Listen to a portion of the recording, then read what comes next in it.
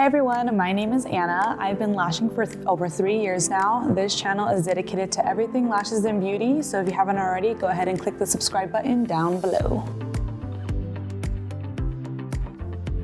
In today's video, we're going to be talking about 3 different ways to practice lashing. The only way you're gonna get faster and get better at your craft is if you practice, so make sure you do it every single day. You should be practicing lashing any chance that you get, any opportunity that you have. There are some ways to practice that are more convenient than others, so we're gonna be going over that today. So the first way you can practice is using a makeup sponge.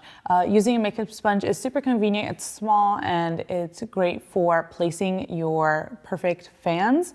You don't have to worry about isolation or anything like that. It's awesome to kind of play around with different lengths and creating sets without really worrying about isolating or anything like that. It's great for working on your speed with pinching, fanning, or whatever your fanning method is.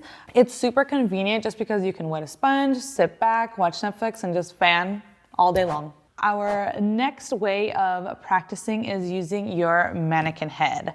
This mannequin head will be your best friend and your worst enemy because you can stab her and she's not gonna say anything. You can yell at her, you can scream at her, cuss at her, and she is just going to lay there like the beautiful client that she is. It's super easy. All you have to do is put a lash strip on here and you can practice your isolation.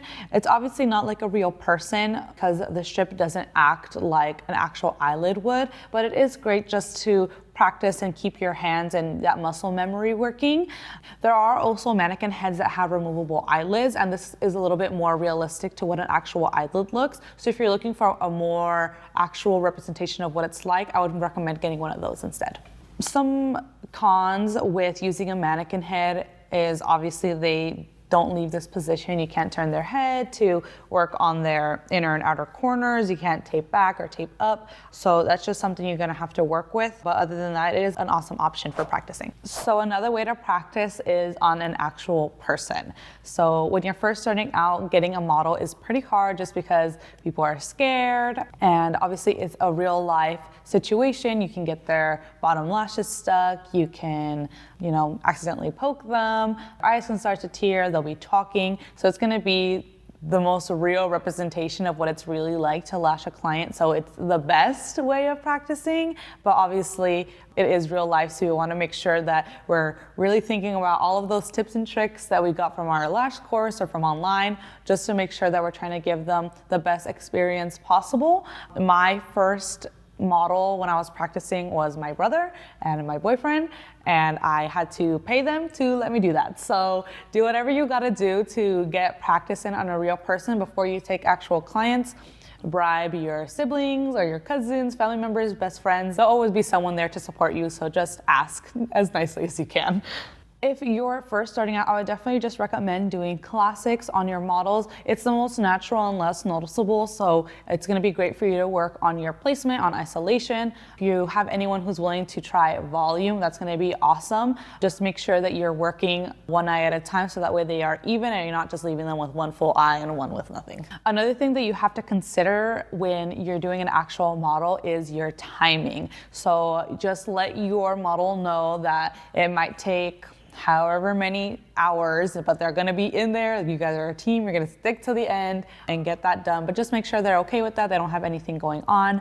My first set took me 8 hours, something crazy like that. So just make sure that they know that you're just practicing and learning and that they're willing and able to let you do that. Another tip that I would give you guys is if you're not licensed or certified to not charge your model, just because just depending on your state board, you can get in trouble and possibly fined for charging for services that you aren't allowed to be doing. So just be cautious about that. Just do your research on your state board. And obviously if you know that you can't do it without a license, don't charge. So that way it's just practice.